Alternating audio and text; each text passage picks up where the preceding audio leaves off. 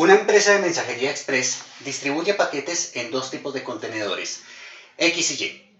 Para realizar un envío, la empresa contrata un camión de 12 toneladas de capacidad de carga, de tal forma que al momento de acomodar la carga, el doble de compartimentos o contenedores tipo X más el triple de compartimentos o contenedores tipo Y no excedan las 12 toneladas.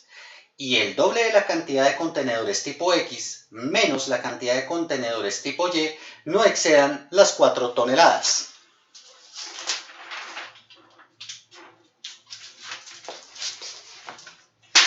Se sabe que por cada contenedor X, la empresa percibe una ganancia de $3, mientras que por contenedor Y recibe o percibe $1 de ganancia. ¿Cuántos contenedores se deben acomodar en el camión para obtener la máxima ganancia?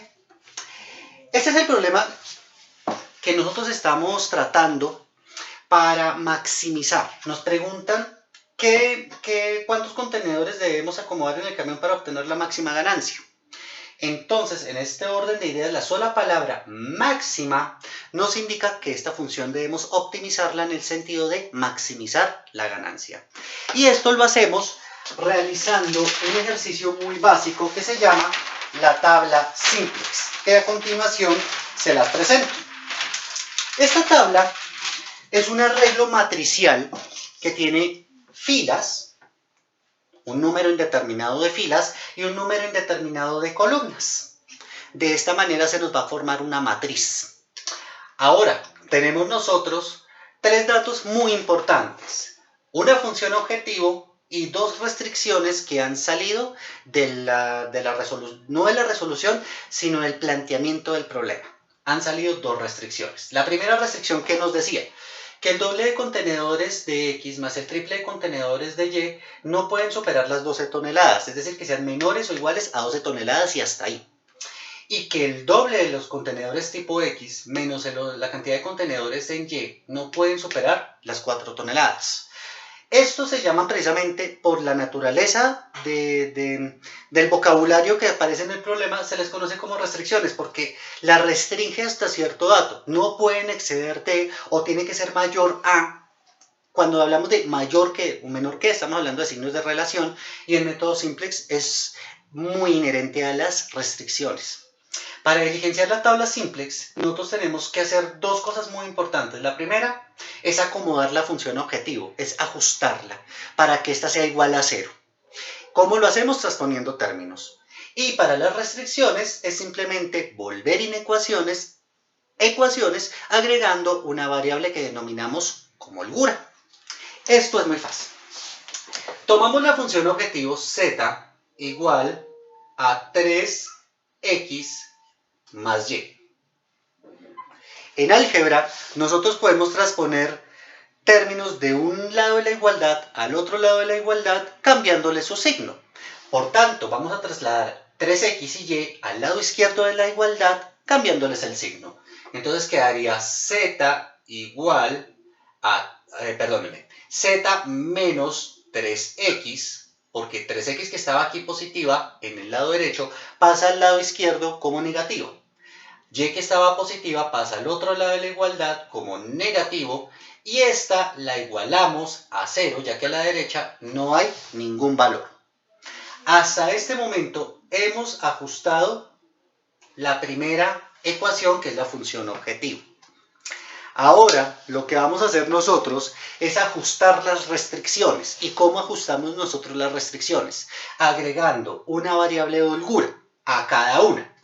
A cada inecuación, a cada restricción se agrega una sola holgura, simbolizada como S1, S sub 1 para la primera holgura, S sub 2 para la segunda holgura, S sub 3 para la tercera holgura, y etcétera, etcétera, etcétera.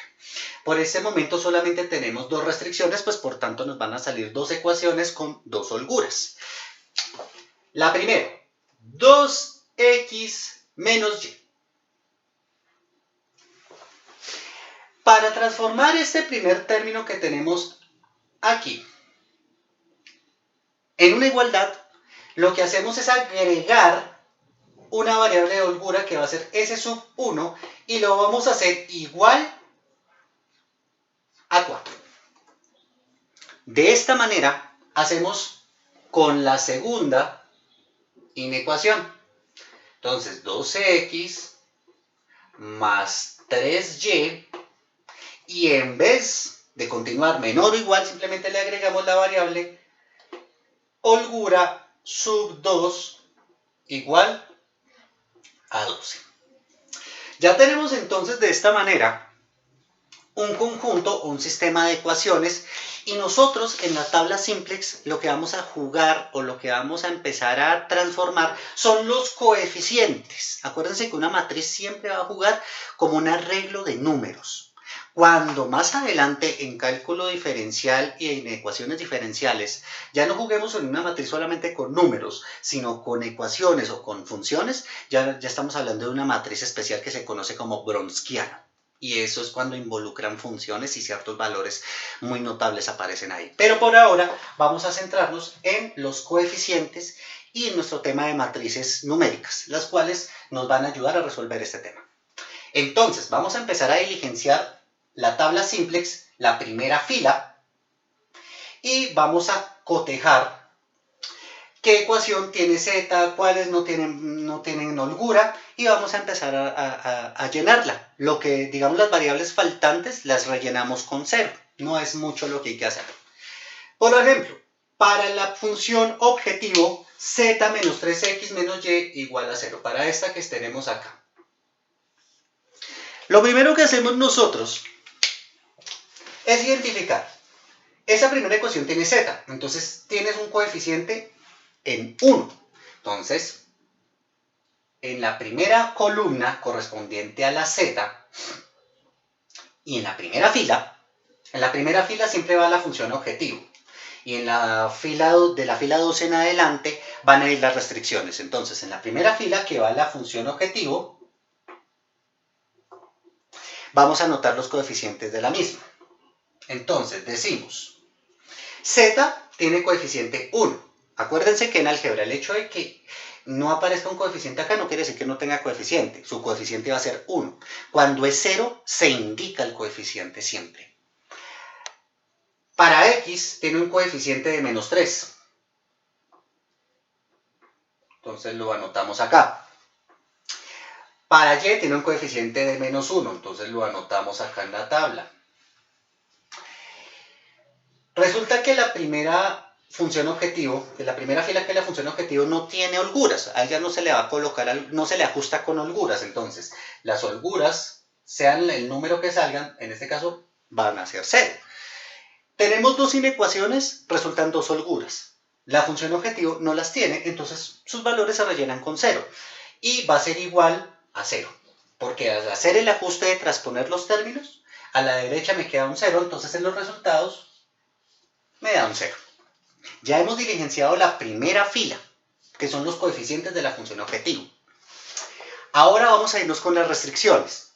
Con las restricciones decimos, x tiene un coeficiente 2, y tiene un coeficiente menos 1, la primera holgura un coeficiente 1, y así sucesivamente lo vamos analizando. Pero primero empecemos a decir, para esta,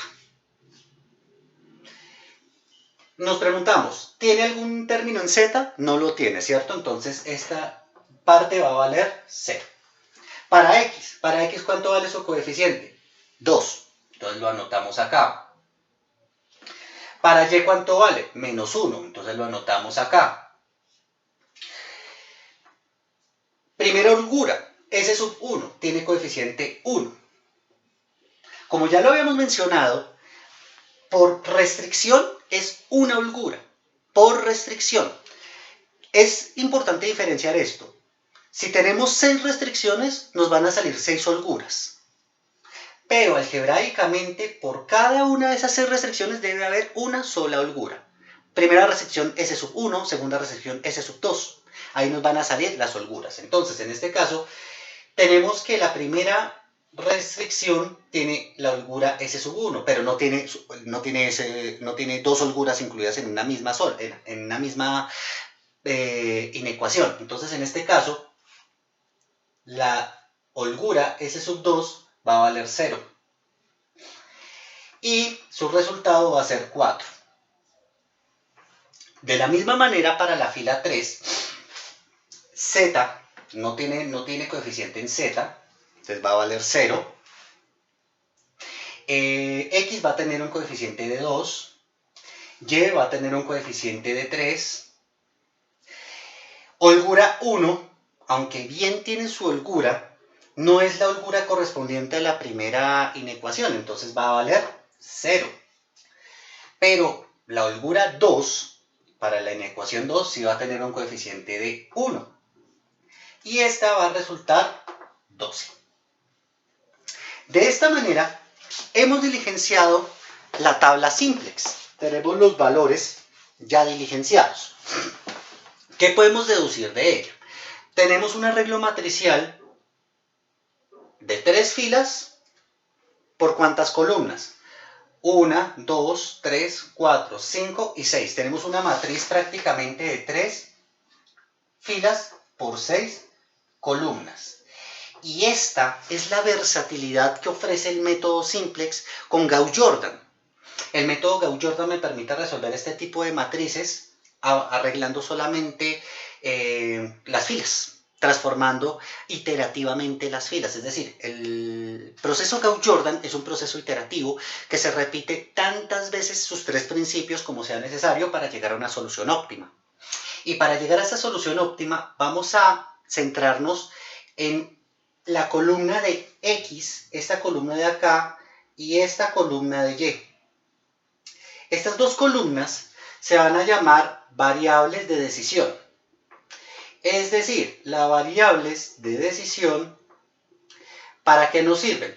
Precisamente para decidir o para concluir cómo queda maximizada por el proceso de Gauss-Jordan estos dos elementos y que nos van a aparecer aquí en la columna de los resultados. Entonces, lo que vamos a hacer nosotros es tener en cuenta que X y Y se van a llamar variables de decisión. Y eso es lo que nosotros vamos a jugar, vamos a empezar a transformar mediante el proceso de Gauss-Jordan para obtener los valores máximos y mínimos.